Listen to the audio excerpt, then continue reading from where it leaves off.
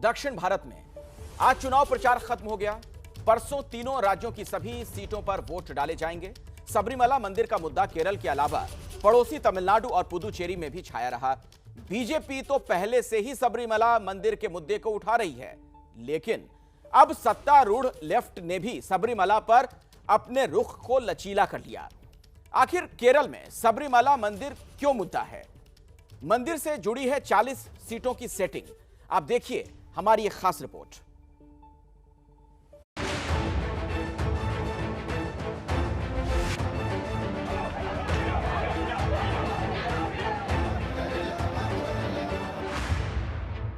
Communist कहते रहे हैं कि धर्म एक अफीम है, लेकिन अगर धर्म वोट से जुड़ जाए तो अफीम चाटने से परहेज नहीं।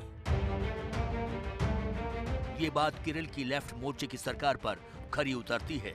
चुनाव की घोषणा होने के साथ ही मुख्यमंत्री पी विजयन ने 87,600 लोगों के खिलाफ दर्ज केस वापस ले लिए हैं। मुख्यमंत्री आगे कह रहे हैं कि सुप्रीम कोर्ट का फैसला आने पर सभी पक्षों के साथ बैठकर कोई हल निकाला जाएगा। बात हो रही है सबरीमला मंदिर से जुड़े विवाद की। आखिर ये विवाद क्या है, जानने की कोशिश करते हैं। केरल में भगवान अयप्पा का सबरीमला मंदिर 800 साल पुराना है। 5 करोड़ भक्त यहाँ हर साल दर्शन के लिए आते हैं। क्योंकि अयप्पा ब्रह्मचारी थे, लिहाजा 10 साल से 50 साल की महिलाओं को मंदिर में प्रवेश नहीं दिया जाता है। दूसरा कारण बताया जाता है कि मासिक धर्म के चलते महिलाएं अशुद्ध हो जाती हैं, इसलिए वो मंदिर में प्रवेश नहीं कर सकती।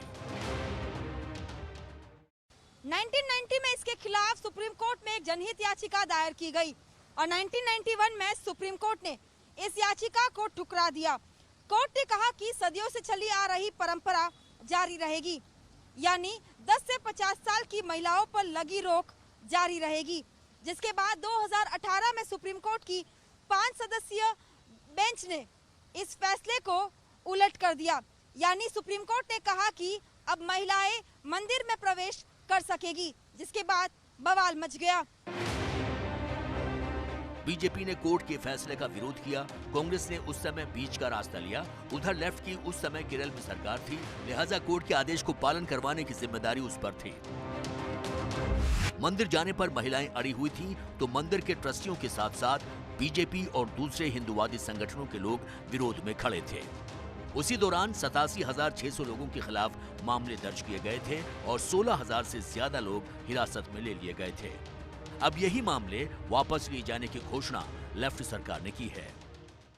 सबरीमला एक चुनावी मुद्दा नहीं है, ये एक धार्मिक आस्था का और ईश्वर का विषय है। सबरीमला में वामपंथी लोग हैं, हमारा लेफ्ट लिबरल लोग हैं, उन्होंने कई सारे हिपोक्रेसी, हम डबल स्टैंडर्ड्स ली है। लेफ्ट ने हम विश्वासियों का, भक्तों का सेंसिटिविटी नहीं समझा और हमारे खिलाफ सुप्रीम कोर्ट में एफिडेविट भी दिया। मगर सबरीमला के सारे भक्तों ने इकट्ठा होकर उसे खूब ओपोज किया और अब हम जीतने जा रहा है। सुप्रीम कोर्ट भी हमारे साथ है। अभी सबरीमला के अनुयायी आमतौर पर नायर समुदाय के हैं, जो कि केरल के त्रावणकोर इलाके, तिरुवनंतपुरम, कोल्लम, कोट्टायम, एलपी और पतनमथिट्टा में रहते हैं। ये करीब 40 सीटों पर अपना दबदबा रखते हैं, क्योंकि इन 40 सीटों पर करीब 22 से 25% नायर समुदाय के लोग हैं। यानी 140 में से 30% अगर नायर समुदाय का दबदबा है, तो सीधे तौर पर ये चुनाव जिताने या हराने में एक बड़ी भूमिका निभा सकते हैं। यही वजह है कि सभी राजनीतिक दल सबरीमला मंदिर मुद्दे को अपने अपने हिसाब से साधने में लगे हैं।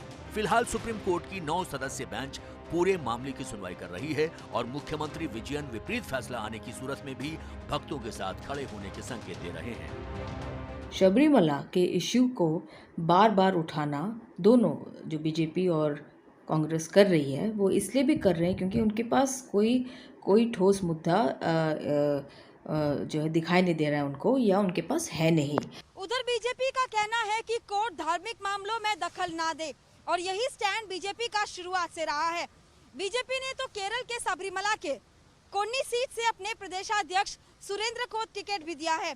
यहाँ तक कि केरल पहुँचने वाले किसी भी नेता की सभा सबरीमला मुद्दे को उठाए बिना खत्म ही नहीं होती।